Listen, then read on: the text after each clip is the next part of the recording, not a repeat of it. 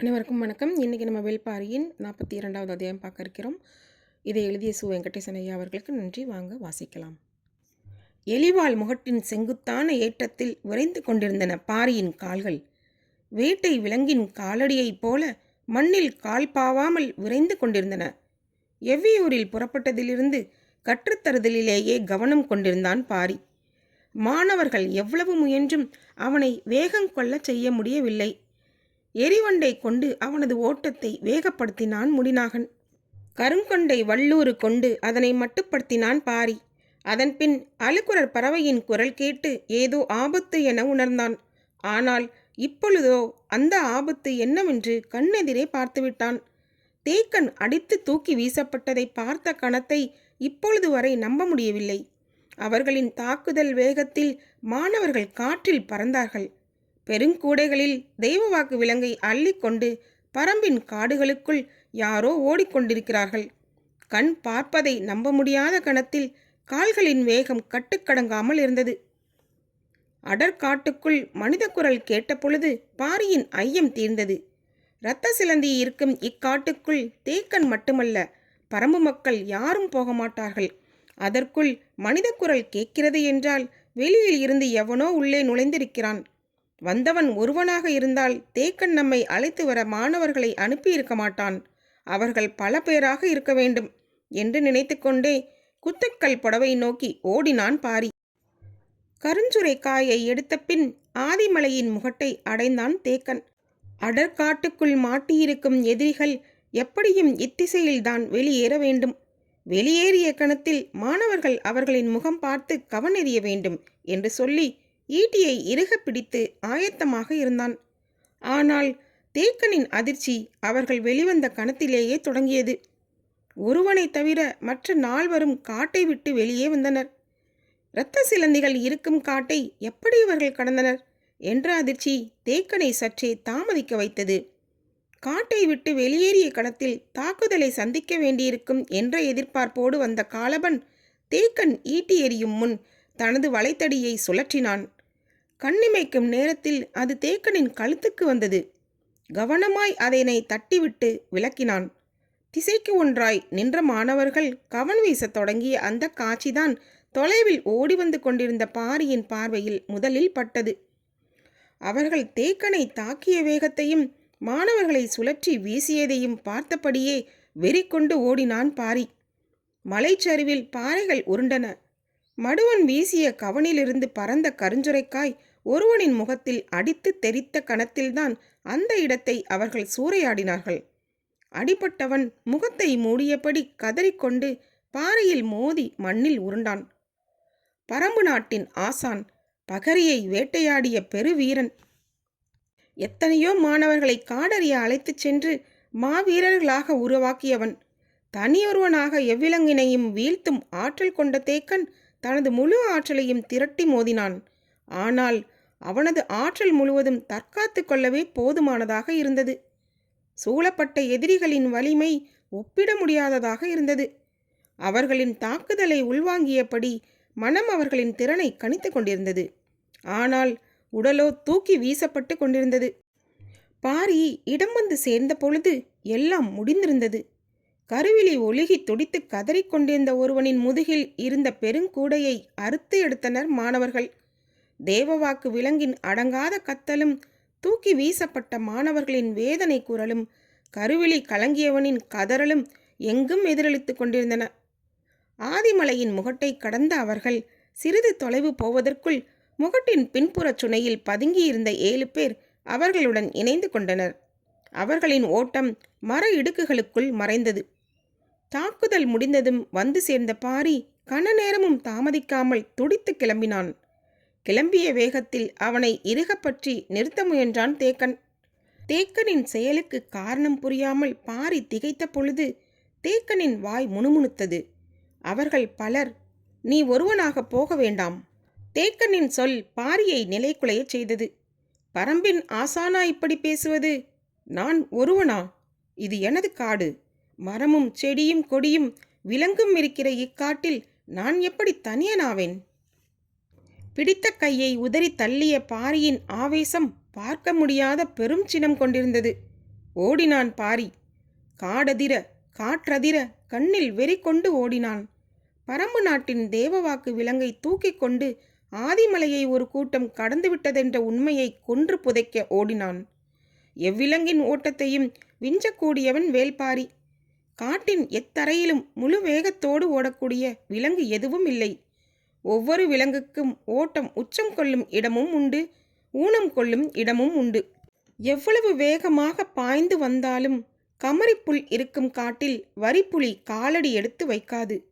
முக்குற்றி கோரை முளைத்து கிடக்கும் தரையில் வேங்கை புலி கால் பதிக்காது. முசுறுப்புல் காட்டில் பாம்பு நகராது. வாட்கோரைக்குள் மான் ஓடாது.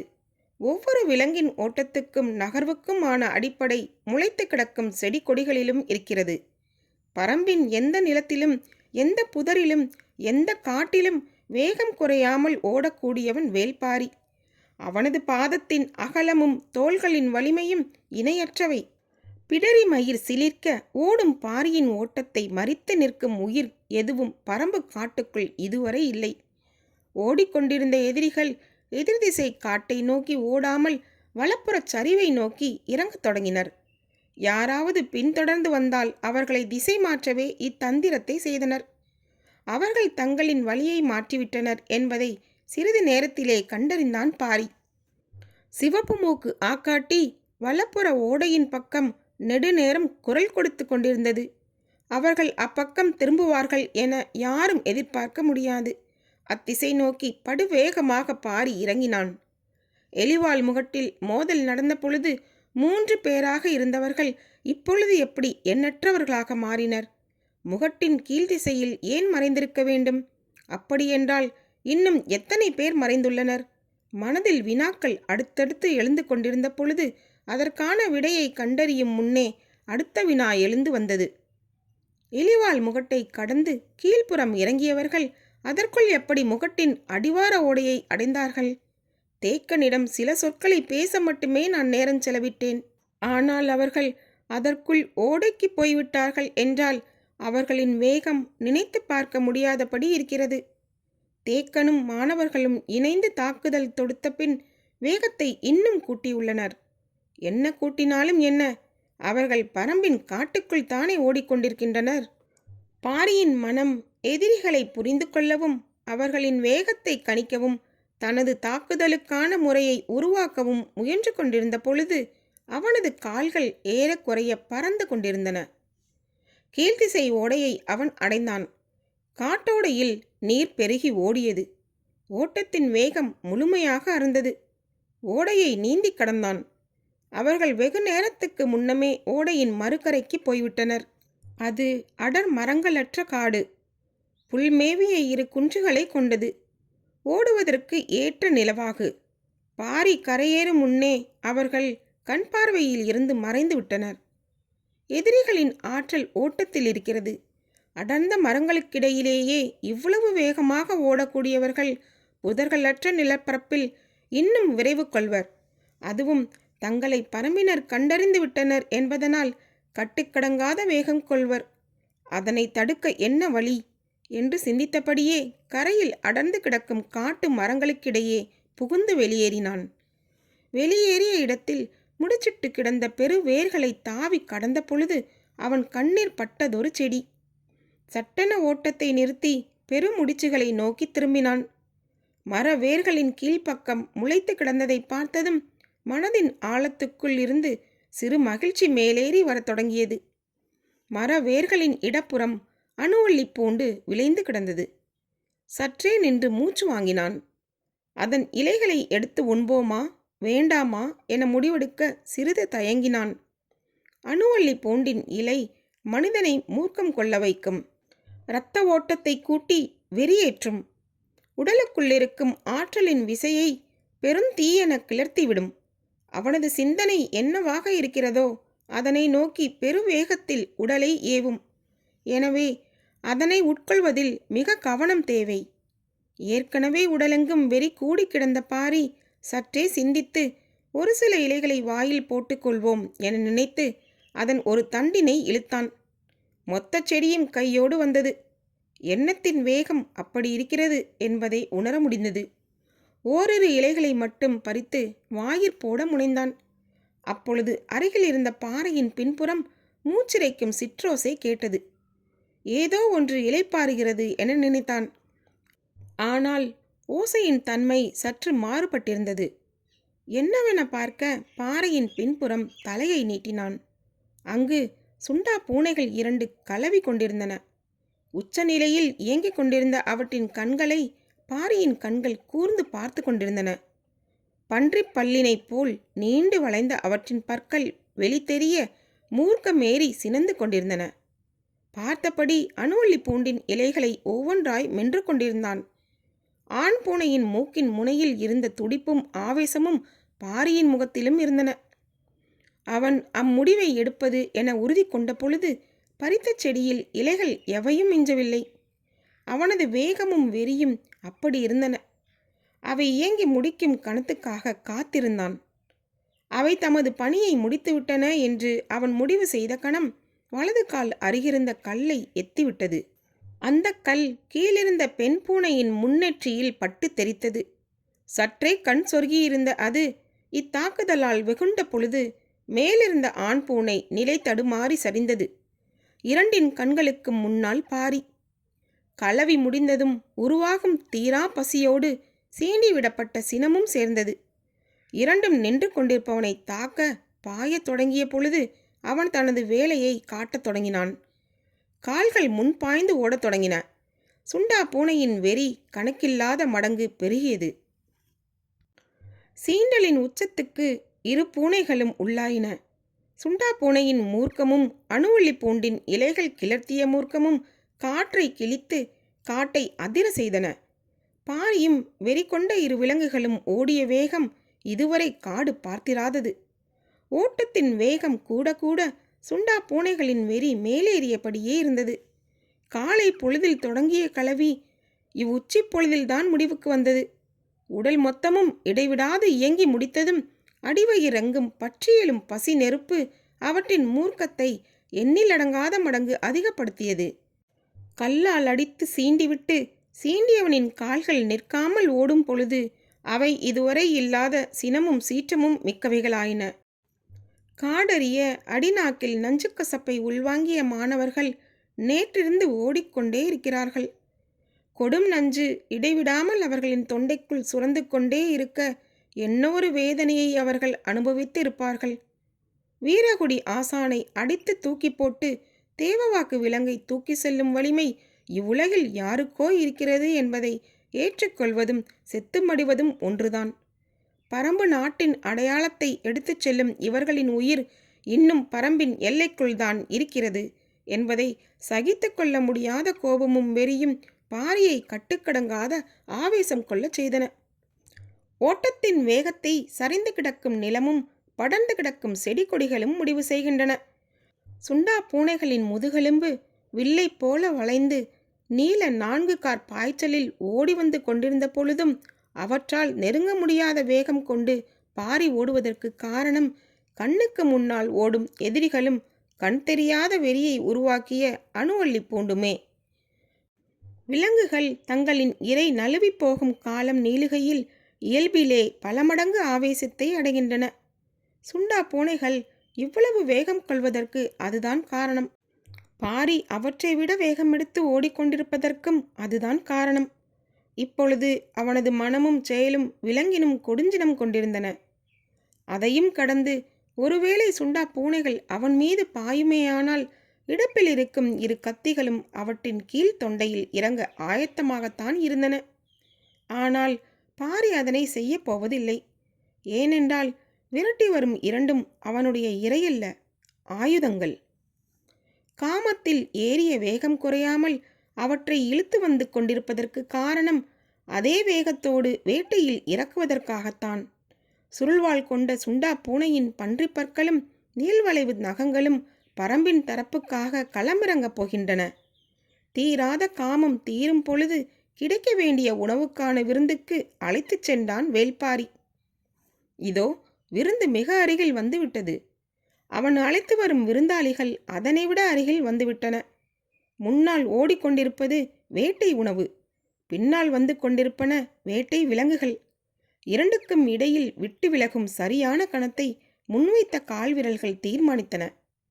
பாரி இடப்புற பள்ளம் நோக்கி எவ்வி பாய்ந்து சரிந்த கணத்தினை சுண்டா பூனைகளால் நினைவு கொள்ள முடியாமல் இருந்ததற்கு காரணம் கையளவு தொலைவில் ஓடிக்கொண்டிருந்த எண்ணற்ற மனிதர்களின் ஓட்டம்.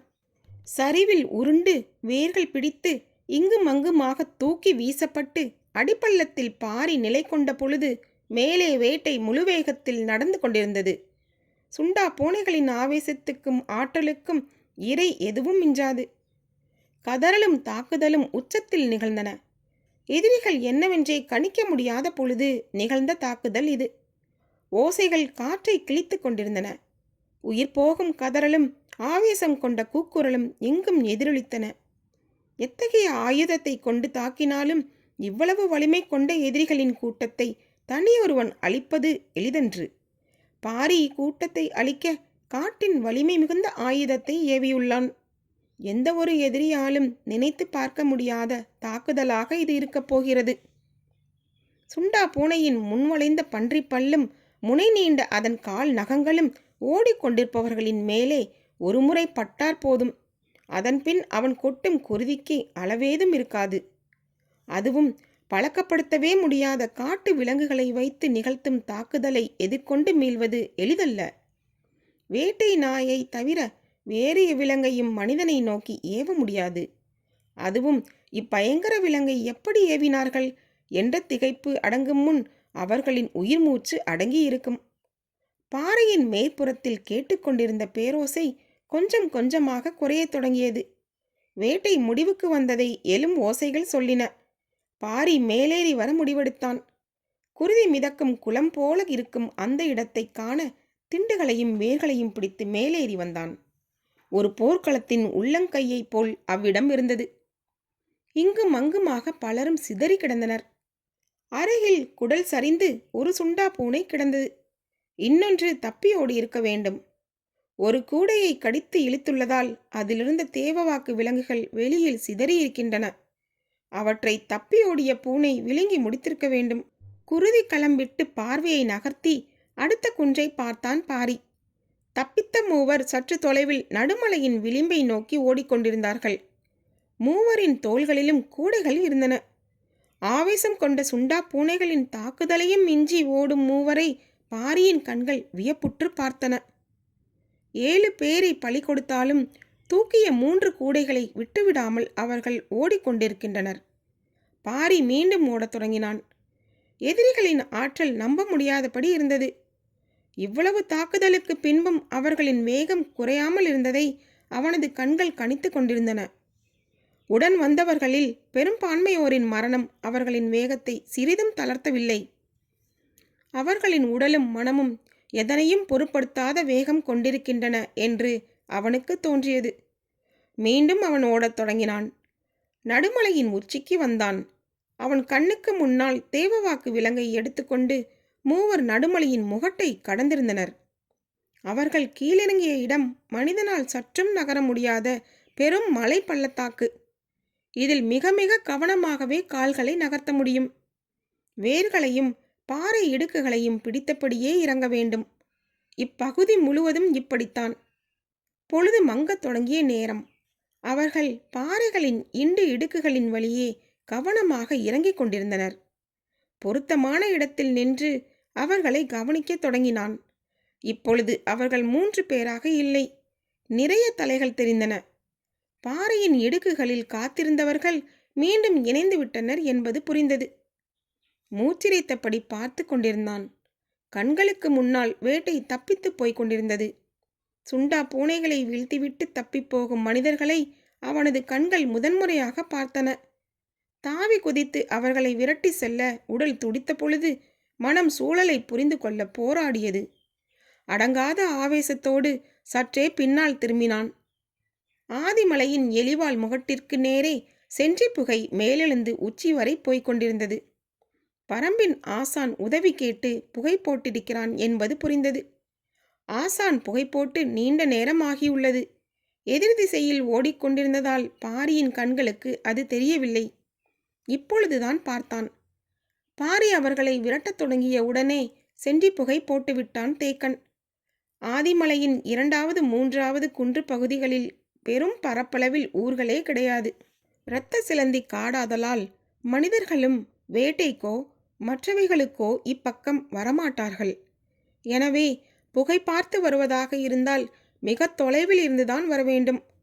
ஆனால் மழைக்காலமாதலால் மேகங்கள் கீழிறங்காமல் இருந்தால்தான் புகை உச்சிக்கு போனாலும் மனிதர்களால் கண்டறிந்து வர முடியும். தேக்கன் புகை போட்டு பாதி நாள் கடக்கப் போகிறது. யாரும் வரவில்லை. கடுமையான தாக்குதலுக்கு உள்ளானதால் மாணவர்கள் கொடும் வேதனையில் இருந்தார்கள். பொழுது மறைய சிறிது நேரமே இருந்தது. அடுத்து என்ன செய்யலாம் என்பதை புகை பார்த்து வருகிற ஆளை வைத்துதான் முடிவு செய்ய வேண்டும். 2-3 திட்டங்களோடு தேக்கன் காத்திருந்தான். மடுவன் தொலைவில் கை நீட்டி காண்பித்தான். யாரோ வருவது தெரிந்தது. தேக்கன் உற்று பார்த்தான். வந்து நின்றது வேட்டூர் பழையனும் 2 வீரர்களும். ஆதிமலையின் புலிவால் குகையில் தங்கியவன் காலை நேரங்கழித்து புறப்பட்டிருக்கிறான். 2ஆம் குன்று தாண்டும் பொழுது பார்த்திருக்கிறான். இரத்த சிலந்தி காட்டுப்பகுதியில் இருந்து சென்றி புகை ஏற்றப்பட்டுள்ளது. மிக தொலைவில் புகை எழுந்துள்ளது. ஆனால் இப்பகுதி காட்டுக்குள் வேறு யாரும் இருக்கப் போவதில்லை. எனவே உதவிக்கு நாம் தான் இங்கிருந்து போக வேண்டும் என்று நினைத்து வீரர்களோடு நாள் முழுவதும் நடந்து வந்து சேர்ந்தான். வேட்டூர் பழையனுக்கு நடந்ததை தேக்கன் விளக்கினான். தாக்குதலுக்கு உள்ளான மாணவர்கள் வலியாலும் கசப்பின் கொடுமை தாங்காமலும் துடித்து கிடந்தார்கள். கருவிழி உருகி வழிந்தவன் உருண்டு பெரும் பள்ளத்தில் வீழ்ந்ததில் மயக்க நிலையை அடைந்தான். வேட்டூர் பழையனுக்கு பார்க்கும் காட்சி, கேட்கும் கதை எதையும் நம்ப முடியாமல் இருந்தது. தேக்கன் விழுந்து உருண்டதில் இடுப்பின் பின்பகுதியில் பெரும் ஈக்கி குத்தி உள்சொருகி இருந்தது. ஈக்கியை எடுத்துவிடச் சொன்னான். பழையன் கவனமாக அதனை பிடித்து வெளியே இழுத்தான். ஆவென கத்திய தேக்கனின் குரல் துண்டிக்கப்பட்டதைப் போல பாதியில் ஒளியற்று நின்றது. அவனது கண்கள் எதிரில் பார்த்த காட்சியே அதற்கு காரணம். எதிரில் நடுமலையின் உச்சியில் சென்றி புகை மேலேறி கொண்டிருந்தது. தேக்கனின் கண்கள் அகல திறந்தபடி இருந்தன. மேலெழும்பும் புகை பார்த்து வாய் மட்டும் முணுமுணுத்தது. அது பாரி. ஒரே நாளில் பரம்பின் ஆசானும் பரம்பின் தலைவனும் சென்றி புகை போடும் நாளும் வந்தது. இந்த புத்தகம் உங்களுக்கு பிடித்திருந்தால் சப்ஸ்கிரைப் பண்ணுங்கள், ஷேர் பண்ணுங்கள், கீழே இருக்க லைக் பட்டனை கிளிக் பண்ணுங்கள். மீண்டும் பாரி வருவான். நன்றி, வணக்கம். பரம்பின் குரல் ஒலிக்கும். இனி ஒரு அடுத்த அத்தியாயத்தில் உங்களை சந்திக்கும் வரை உங்களிடம் இந்த விடைபெறுவது தீபா. நன்றி, வணக்கம்.